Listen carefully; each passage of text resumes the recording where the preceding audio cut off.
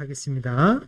내가 본 그 천사가 바다와 땅 위에 서서 하늘을 향해 손을 들고 영원 무궁토록 살아 계시는 분, 곧 하늘과 그 안에 있는 것들과 땅과 그 안에 있는 것들과 바다와 그 안에 있는 것들을 창조하신 분을 두고 맹세하기를 더 이상 시간이 있지 아니하려니와. 우리 7절 다 같이 읽겠습니다. 시작. 일곱째 천사가 음성을 내는 날들에, 즉 그가 나팔을 불기 시작할 때에 하나님의 신비가 그분께서 자신의 종 대언자들에게 밝히 드러내신 것 같이 이루어지리라 하더라. 아멘. 말씀 시간 위에 기도하시겠습니다. 하나님, 이 말씀 주셔서 감사합니다. 진리의 영이신 성령님께서 이 말씀들 하나하나를 또 알려주시고 깨닫게 하시고, 또 저희들이 이 세상 삶에서 이 말씀을 그대로 적용해서 주님께 기쁨과 영광을 드리는 삶이 되게 인도해 주옵소서. 예수님의 이름으로 기도드립니다. 아멘. 앉으시겠습니다. 오늘 말씀 제목은 힘센 다른 천사가 외친 강하고 귀한 음성, 힘센 다른 천사가 외친 강하고 귀한 음성이란 제목입니다. 자, 이제 요한이 6번째 나팔 심판, 곧 2번째 화가 일어난 것을 땅에서 보았습니다. 그 천사들이 땅 위에서 2억의 기병대를 진두지휘하는 것을 그 요한은 보았어요. 심지어 5번째 나팔 심판까지 살아남아 있던 그 사람들 중에 3분의 1을 그 기병대가 사륙하는 것도 보았습니다. 그런데 이 네 천사와는 다른 한 천사를 이번엔 하늘로부터 내려온 것을 요한이 보았습니다.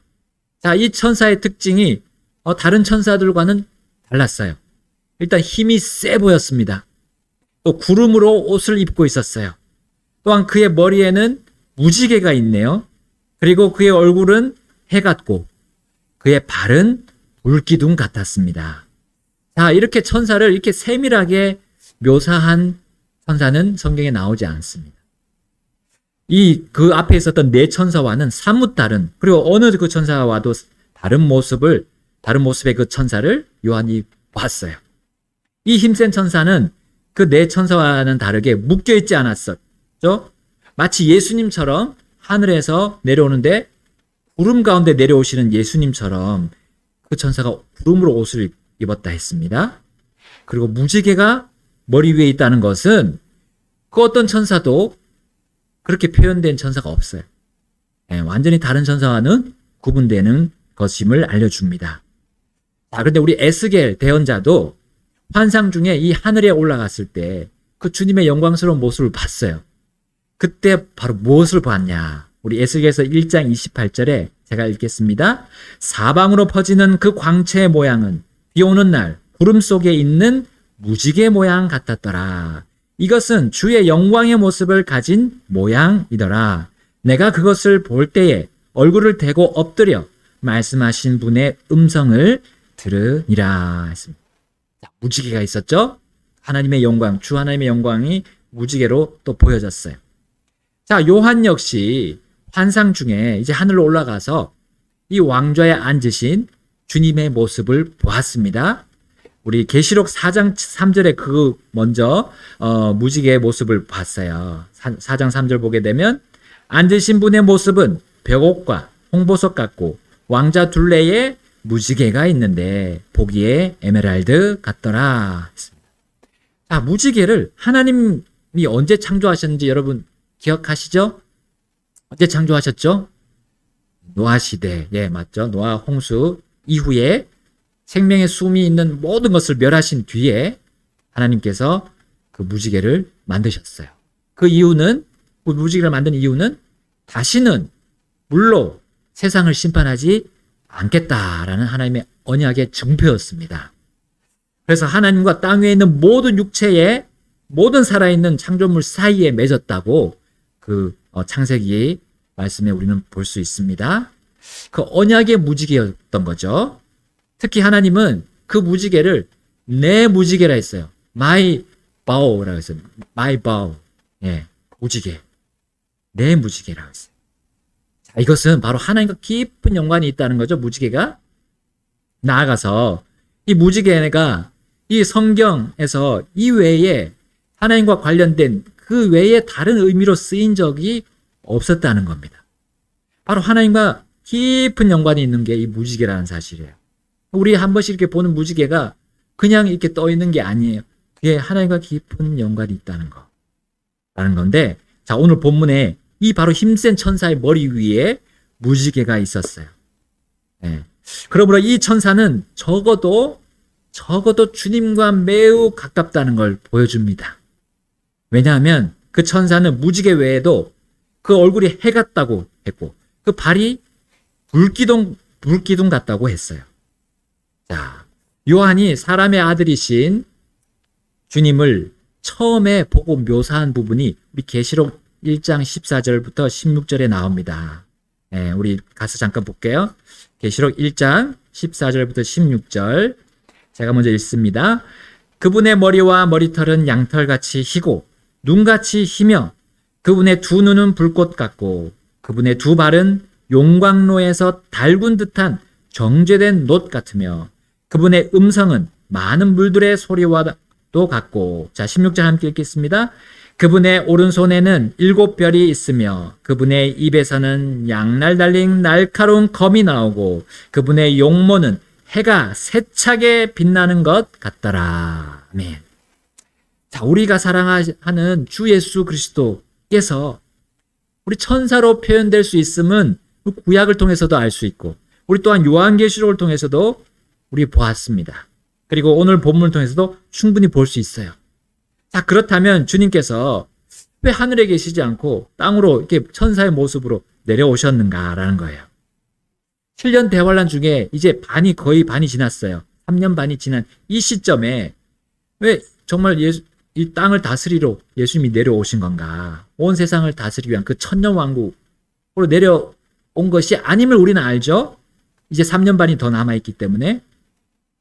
자, 그러나 지금 이 대환란의 심판자가 누구신지를 알려주는 거라고 저는 믿어요. 다름 아닌 이 대환란의 심판자가 누구이십니까? 바로 예수님이라는 걸 알려주시기 위한 건데 그분이 천사의 모습으로 오신 거라고 저는 믿어요.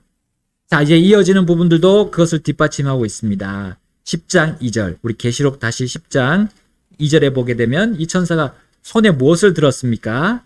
자, 그가 펴놓은 작은 책을 손에 들고 했습니다. 그리고 오른발은 바다 위에, 왼발은 땅 위에 두었다 했어요. 그 손에 작은 책이 있었습니다. 그리고 오른발은 바다 위에, 왼발은 땅 위에 두었습니다. 자, 그 책은 사람의 책이 아님을 우리는 분명히 알 수 있습니다. 하나님의 책임을 우리는 알 수 있어요. 하나님의 말씀이 담겨 있겠죠. 그 내용이 어떻든 간에 하나님의 말씀이 담겨 있습니다. 사람의 사상이나 사람의 생각이 담긴 책이 결코 아닙니다. 그 책에 무엇이 적혀 있었을까요? 아무래도 다음에 이어질 7번째 나팔, 곧 마지막 화가 거기 적혀 있을 가능성이 큽니다. 물론 모르지만 그게 아닐까라고 생각합니다. 예수님은 자신을 거절하고 자신의 말들을 받아들이지 않은 그 사람들을 이 땅에 계실 때 어떻게 심판하겠다고 말씀하셨나요? 우리 요한복음 12장 48절에 이렇게 말씀합니다. 나를 거절하고 내 말들을 받아들이지 아니하는 자에게는 그를 심판하는 이가 있으니 곧 내가 한 말, 바로 그 말이 마지막 날에 그를 심판하리라. 아멘. 여러분, 그 예수님의 말이 심판이고요. 그게 이제 이 작은 책에 기록하셨을 거라고 저는 믿어요. 사람들은 그분의 말을 아주 작은 것, 작은 거가 뭡니까? 별 볼 일 없는 것, 별 필요 없는 거라고 멸시했던 거예요. 그러나 하나님은, 예수님은 자신이 한 말, 그들이 거부하고 거절한 그 말이 그들을 심판할 것이라고 말씀하셨어요. 이 작은 책이 그들의 모든 행위들에 대해서 정당하고 확고한 보응을 하는 때가 바로 이 7년 대환란입니다. 그 중간에 이 작은 책을 가지고 내려오셨던 거예요. 내가 너희들이 작게 본 내 말에 대해서 너희들이 그렇게 취급했지? 이제는 아니다. 내가 그동안 오래 참았다라는 것이죠. 그리고 이제 심판을 집행한다라는 말씀이에요. 이제 더 큰 심판이 그 3년 반, 남은 3년 반 동안 또 진행이 될 거를 우리는 이후에 볼 수 있습니다. 여러분, 우리가 가지고 있는 이 성경이 정말 작은 것 같아요. 그러나 결코 작지 않습니다. 유대 땅 베들레헴이 작은 도시라고 생각했던 유대인들에게 주님이 뭐라고 말씀하셨어요? 결코 작은 도시가 아니다 라고 하셨잖아요. 왜냐하면 거기서 다스리는 자가 나올 것이다 했어요. 바로 구원자 주의 메시아가 거기서 태어날 거를 말씀하셨기 때문에 결코 작지 않다 하셨어요. 그와 마찬가지로 세상의 수많은 책들, 그 수많은 책들의 또 분량에 비해서 이 성경이 분량이 얼마 안 되는 것으로 우리는 보여집니다. 그렇죠. 비교하면 작은 책이에요. 그러나 결코 그렇게 생각할 필요가 없습니다. 여러분, 이 성경이 우리 각자를 구원으로 인도했습니다. 이 성경이 나의 영원한 생명, 영원한 안전을 보장하고 있어요. 네. 세상에서 정말 모자라고 쓸모없는, 늘 죄에 빠지고 쉬운 우리, 미천한 우리를, 또 더러운 우리를 그리스도 안에서 귀하고 의롭게 했다고 어디서 말해주고입니까? 성경이 얘기해주고 있어요. 그렇기 때문에 우리는 이 작은 책이 결코 작은 책이 아니라는 거 우리는 주장할 수 있습니다. 그 어떤 책과도 비교할 수 없는 주님의 책으로 우리가 삼아야겠습니다. 이것이 가장 귀한 보물과 가장 달달한 음식과 같이 우리 마음에서 확정합시다. 그리고 이 세상에서 용기를 냅시다. 이 성경으로 매일매일 주님과 함께 걸어갑시다. 그러면요, 우리 인생이 또 우리가 죽은 후에 하늘에서의 그 성공이 다 보장이 될 거예요. 여호수아 말씀에 이런 말씀이 있습니다. 여호수아기 1장 7절에서 9절. 이제 여호수아가 약속의 땅, 그 땅으로 들어가기 직전에 말씀해 주셨어요. 오직 너는 마음을 강하게 하고 심히 용감한 자가 되어 내 종 모세가 내게 명령한 모든 율법대로 지켜 행하고 그것을 떠나 오른쪽으로나 왼쪽으로 치우치지 말라. 그리하면 내가 어디로 가든지 형통하리라. 8절입니다. 너는 이 율법책을 내 입에서 떠나지 말게 하며 밤낮으로 그것을 묵상하여 그 안에 기록된 모든 것에 따라 지켜 행하라. 그리하면 내가 내 길을 형통하게 하며 또한 크게 성공하리라. 너는 이 율법책을 내 입에서 떠나지 말게 하며 밤낮으로 그것을 묵상하여 그 안에 기록된 모든 것에 따라 지켜 행하라. 그리하면 내가 내 길을 형통하게 하며 또한 크게 성공하리라. 아멘. 강조하고 강조하셨습니다. 우리 신앙, 우리 침례교회는 아니지만 일반 장로교에서도 성경 말씀 정말 많이 교육하시잖아요. 묵상해야 된다 그러고 또 가정에서 가족들과 같이 해야 된다, 나누고 해야 된다고 말합니다. 근데 그렇게 실행하니까 그분들이 사회에서 잘 될 수밖에 없는 거예요. 하나님의 원리를 하고 있어요. 그분은. 이게 정말 기본적인 거라는 거죠. 네. 자, 또한 그 천사는 바다의 오른쪽 발을 또 땅의 왼쪽 발을 두었습니다. 그런데 요한은 처음에 그 발을 어떻게 묘사했습니까? 불기둥 같은 발이라 했습니다. 여러분, 불은 역시 주님의 진노를 그대로 나타내주는 표현입니다. 우리 요한계시록 1장에서 그분의 두 발이 용광로에 달군 듯한 정죄된 녹 같다고 표현했습니다. 여러분, 사람은 화가 날 때 이렇게 표현해요. 아, 열받아. 아, 열받아. 이렇게 한국 사람들이 표현합니다. 열이 나는 거죠. 지금 달궈져가지고 그냥 온 몸과 마음이 그냥 달궈져서 화가 나는 겁니다. 자, 그런데 이 세상은 하나님을 그렇게 밟은 거예요. 화를 돋군 겁니다. 돋은 거죠. 여러분, 홍수로 멸망한 그 이후부터도 계속 지금까지 이 세상은 하나님을 열받게 하고 있는 거예요. 계속 달구고 있습니다. 하나님의 화를 돋우는 일은 결국 심판과 멸망을 자초하는 일입니다. 여러분, 이 심판의 일을 아버지 하나님은 아들에게 맡기셨어요.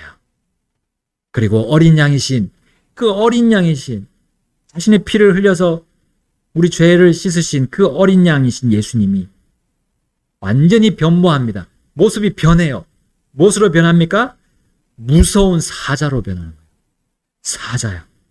요한계시록 10장 3절 우리 함께 읽겠습니다. 사자가 부르짖는 것 같이 큰 음성으로 외치니 그가 외칠 때에 7 천둥이 자기 음성을 내어 말하더라. 아멘. 여러분, 그 천사의 음성이 부르짖는 것 같다고 했는데 무엇이 부르짖는다고요? 사자가 부르짖는 것 같다. 사자가 울부짖는 것 같다고 했어요. 제가 골목길을 이렇게 지나가다 보면 다 지나갔는데 위에서 깜짝 놀라. 낮이든 밤이든 저는 개가 갑자기 이렇게 짖으면 놀라더라고요. 안 놀라시는 분도 있겠지만 저는 놀래서 이제 간이 그냥 떨어집니다. 간 떨어집니다. 근데요, 이 사자가 부르짖는다 그러면, 사자가 갑자기 막 울부짖는다 그러면 얼마나 더 우리가 무섭겠습니까? 겁이 나겠습니다. 이 천사가 그냥 말하지 않고 사자같이 울부짖었다는 것은 주님께서 지금 얼마나 분노에 차 계신다는 거 우린 단적으로 볼 수 있어요. 특히 사자 같은 이 분노의 음성이 7 천둥의 음성이라고 요한은 또 묘사했습니다. 7 천둥. 천둥 소리는 바로 하나님의 음성임을 우리는 성경에서 다 볼 수 있습니다.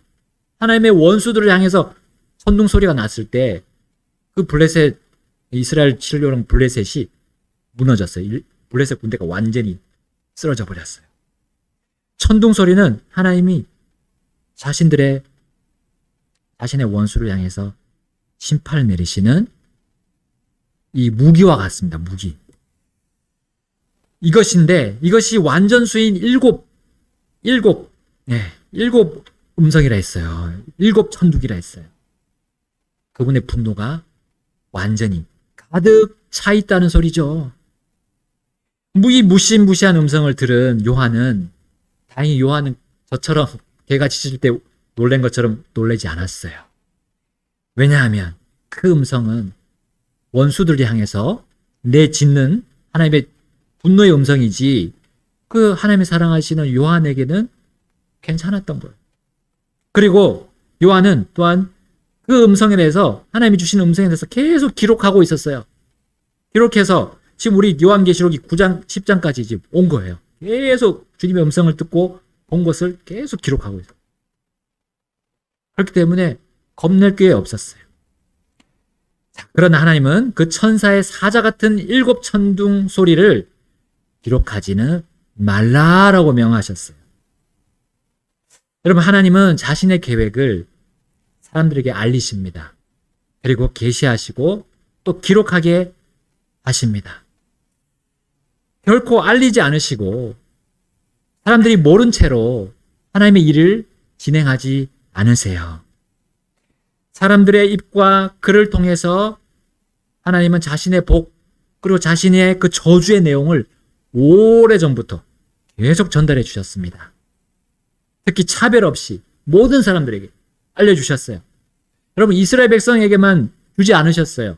자신의 말씀을 모든 민족들이 퍼져나가기 전에 아담에게도 알려주셨고, 또 에녹에게도 알려주셨고, 또 이제 홍수 이후에도 노아를 통해서 알려주셨습니다. 하나님의 음성은 결코 없어지지 않습니다.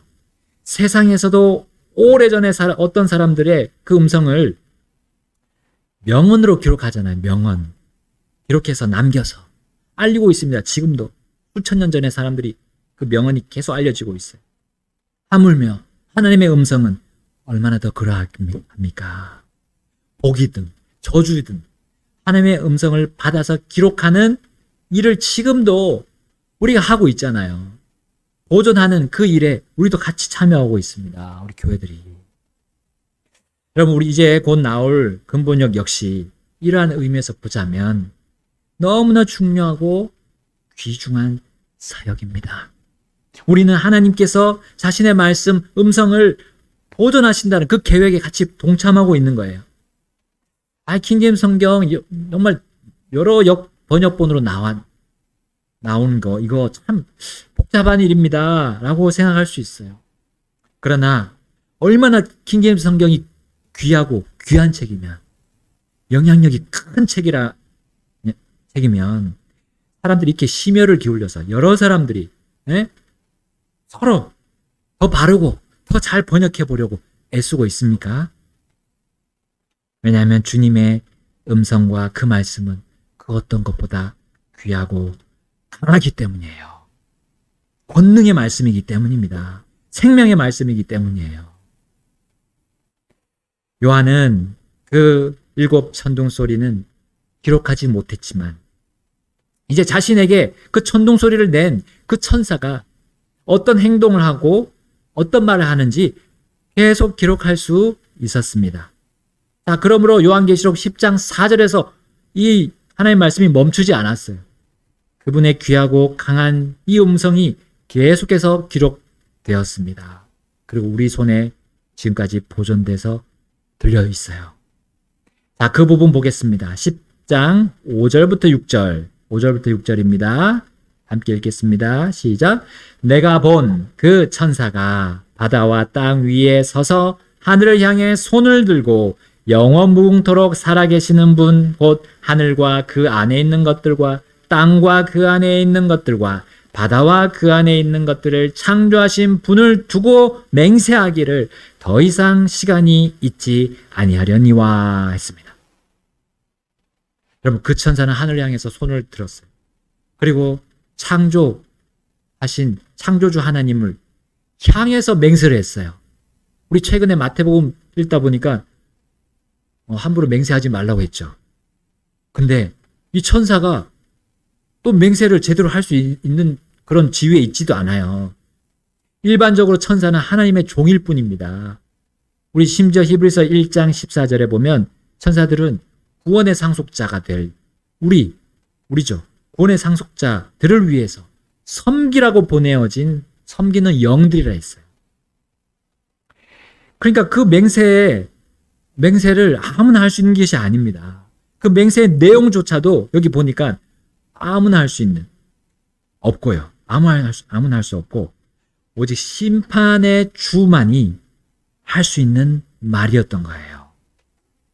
여기 보니까 일단 더 이상 시간이 있지 않다 했어요.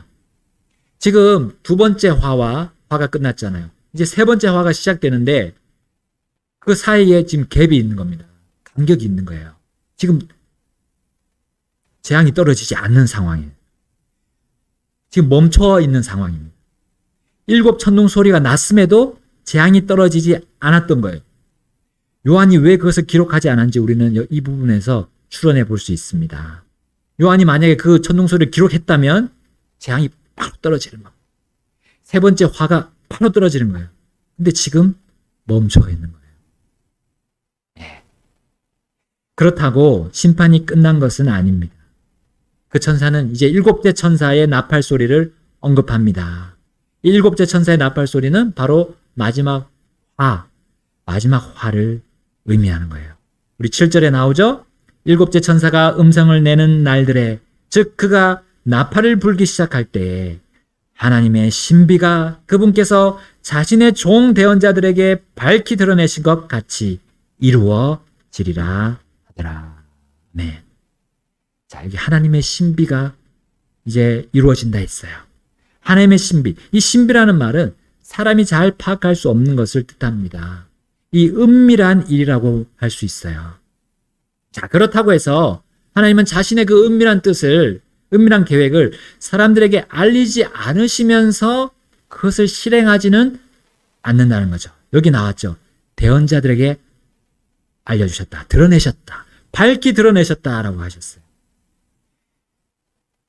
대언자이기 전에 원래 그 농축산업자였던 아모스가 있습니다. 아모스에게 하나님이 이렇게 말씀하셨어요. 아모스 3장 7절에 분명히 주 하나님은 자신의 은밀한 일을 자신의 종 대언자들에게 계시하지 아니하고는 아무것도 행하지 아니하느니라. 그렇죠?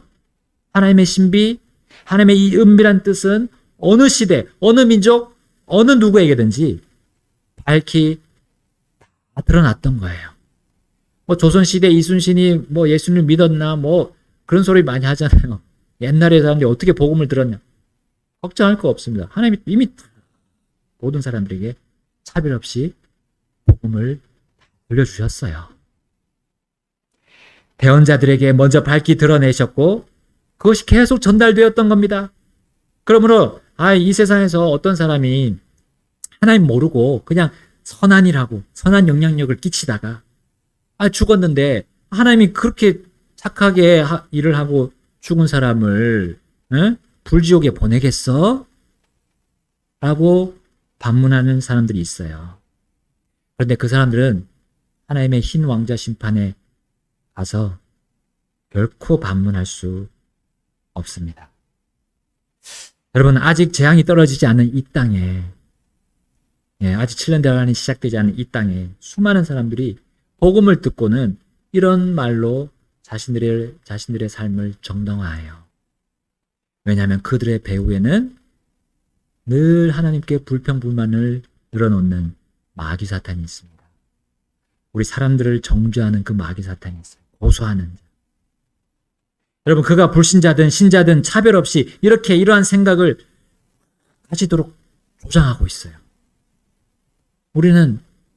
우리도 그렇게 갑작스럽게 생각이 날 수 있어요.